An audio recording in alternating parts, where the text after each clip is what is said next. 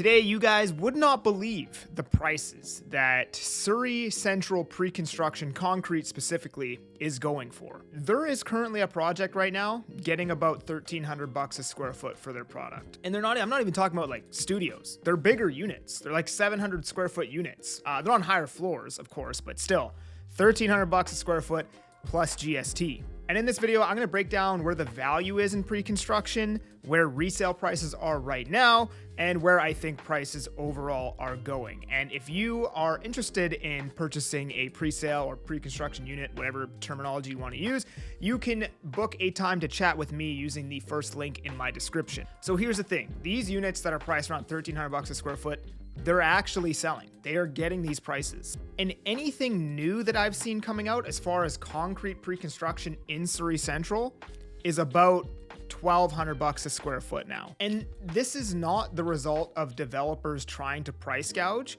This is where their prices need to be to safely turn a profit. Maybe not even safely, but to turn a profit, this is where they need to be. So before I go further into this video, I want to explain the price per square foot metrics. So there's a bunch of different ways to look at it. Some people may take like an average price per square foot of an entire building, like 2 bedrooms all the way to studios, every single floor, and they take an average.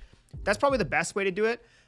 However, like we don't really have the data set here to do that, and it would take me all day long to actually figure out that number. So the way that I look at it is I use the benchmark unit, which is like a 500 square foot 1 bedroom with parking on the lowest floor in the building, and what's the price per square foot on that. And then obviously, as you go up in floors, price per square foot increases.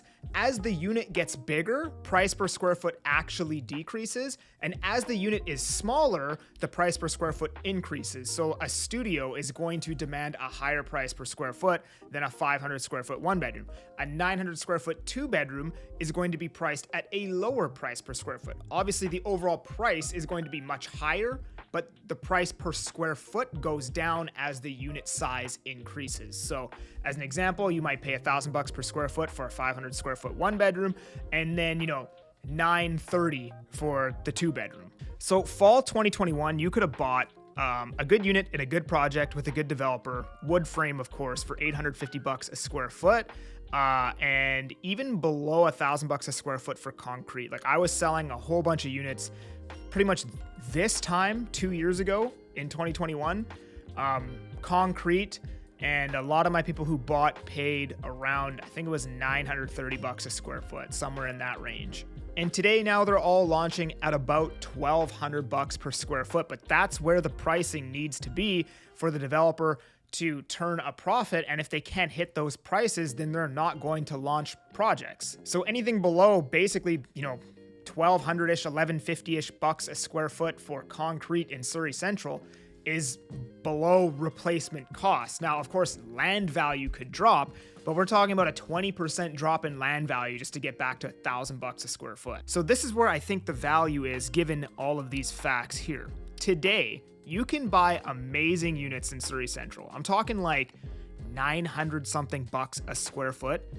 on like the 35th floor of the Civic Plaza, 1 bed, 1 bath, 600 square feet, 550 square feet with an amazing view and parking for like $950 a square foot, $920 a square foot. And these units are now like 25% below replacement cost. So you're pretty insulated in terms of pricing.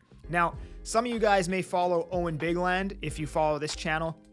I would even go as far as to call him one of my mentors.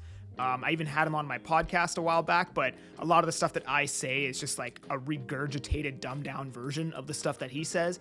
And he says, if you want to know where resale prices are going, look at pre-sale prices. Because if that's what it costs for them to bring new product to market and they can't get those prices, then they're not going to bring that product to market. And if they're not going to bring that product to market, then we have a supply problem, right? So if you're buying quality 1 bedroom units, higher floors, and good buildings, concrete with amazing views, at $950 a square foot, basically the market has to tank 25% for you to be in real, serious trouble. I think where you could run into some big trouble is where builders are now bringing supply to market at the price per square foot that you paid for your resale product, right? That's where you could get in some long-term trouble, right? Short-term, yes, prices could drop. Your resale value could drop 20%.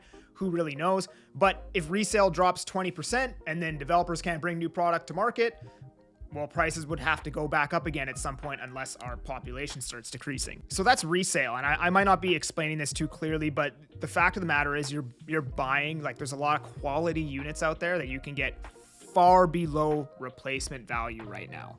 Now, secondly, something to consider, if you're going to buy pre-sale high-rise product in Surrey Central for $1,200-ish a square foot, you may want to look in Burquitlam, because Burquitlam is selling slightly higher than Surrey Central. It's, 15 minutes away from Brentwood, which is now selling at like $1,700 a square foot, and you're like 20 minutes closer to downtown Vancouver.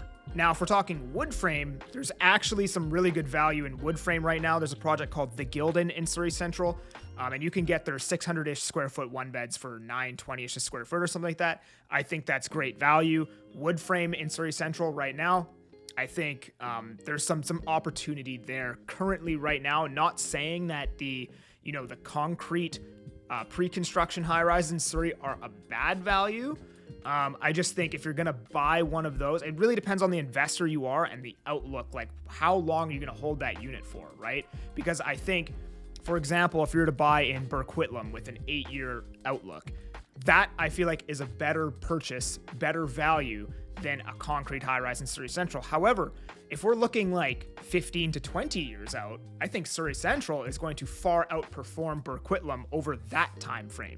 Because I think eventually Surrey is going to become detached from the idea that, Surrey is X amount of time away from Vancouver, therefore it should be discounted for that reason. Because our market has always been priced in comparison, in contrast to the prices of Vancouver, right?